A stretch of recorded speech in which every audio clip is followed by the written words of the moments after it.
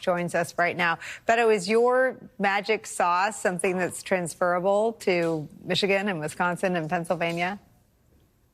There is something really special happening in Texas, and it's something that we see when we're on college campuses talking to, listening to, and registering young voters. We also see it in the numbers. A month or two ago, we saw a report on the registration impact that all of us who are doing this work are having in Texas. 4 years ago, at this point in the election cycle, Republicans had plus 16% registration advantage in Texas. Today, it's Democrats plus 10. So it's a 26-point swing in new registrations. The average age of the new registrant is also dropping significantly, getting closer to those 18, 19, and 20-year-olds who have just aged into the electorate. So I think this bodes very well for Colin Allred against Ted Cruz. It bodes well for getting closer and maybe, just maybe, pulling an upset in the presidential. But three of the most competitive congressional races in the country are also in Texas, and we have a chance to make big inroads at the state house. So I feel really good about what Texans are doing in Texas. And yes, we'd love to have help from other parts of the country coming in here. You probably saw Colin Allred in the last quarter raise $30 million to Ted Cruz's $22 million.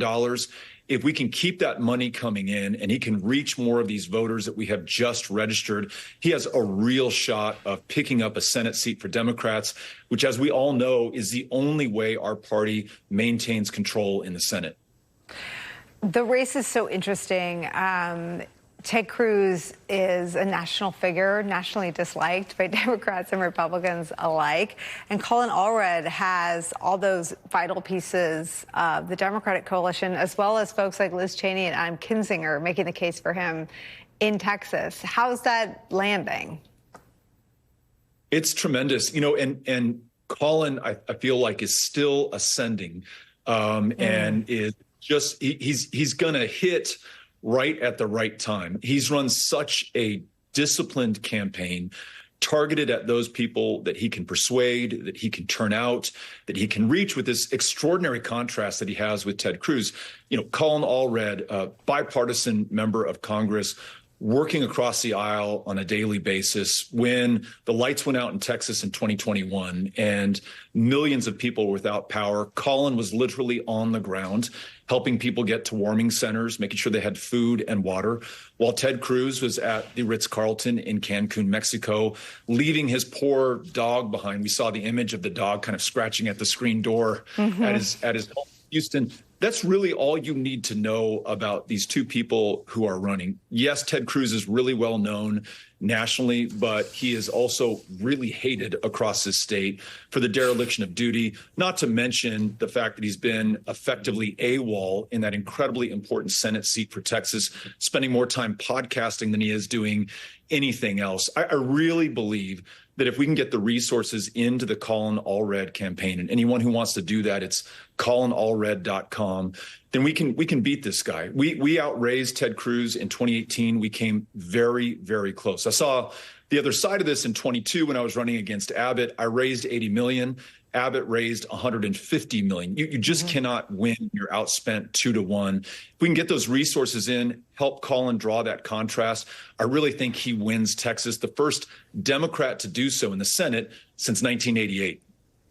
It's such a good point, especially in the climate where Republicans use despair or long odds as a political tactic, right? There's no analysis that's in good faith on the Republican side anymore. It's all a tactic to make it seem out of reach. But the Allred-Cruz race is driven by this national dynamics you're talking about, where there is record enthusiasm among young people, but also this real distinction that Ted Cruz has of being Donald Trump with all those negatives without any of the charisma. Say more about Cruz's unique vulnerability. When I ran against him in 2018, people knew him for having run for president in the previous presidential cycle and being the runner-up to Donald Trump. Did an amazing job, but spent all that time in Iowa and New Hampshire and South Carolina, not here in Texas. He effectively shut down the government for weeks, trying to strip people of the health care that they had that was literally saving their lives. that was about all that you could say for the guy. Since then, he has been part of the attempt to overthrow a peaceful, democratically, lawfully, legitimately decided election in 2021 on January 6th. He has abdicated his position in the state when more than 700 people died. Many of them froze to death during a winter storm in 2021 when he went to that Ritz-Carlton in Cancun.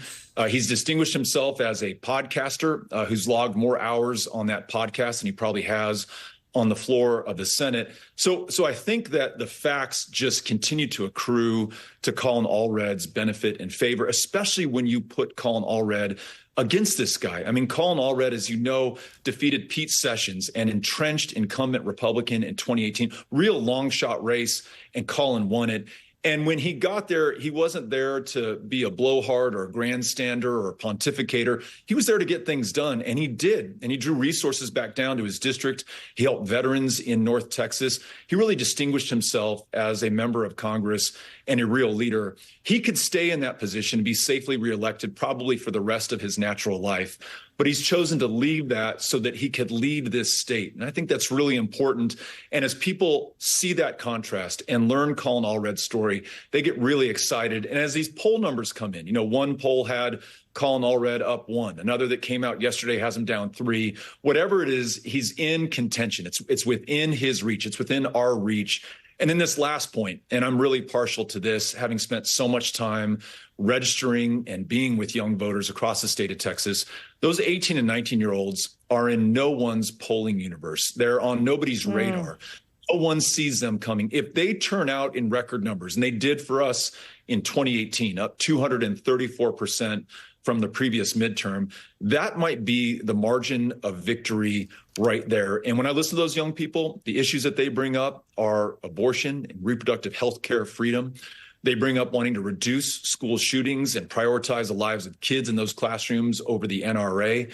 They bring up just common sense bipartisanship that is represented by Colin Allred. So I feel really good about our chances. It would feel even better if more people out there pitched in to make sure that Colin has the resources to get this done. Beto O'Rourke, an ear to the ground where things are happening. Thank you very much for joining us. Thank you, Nicole.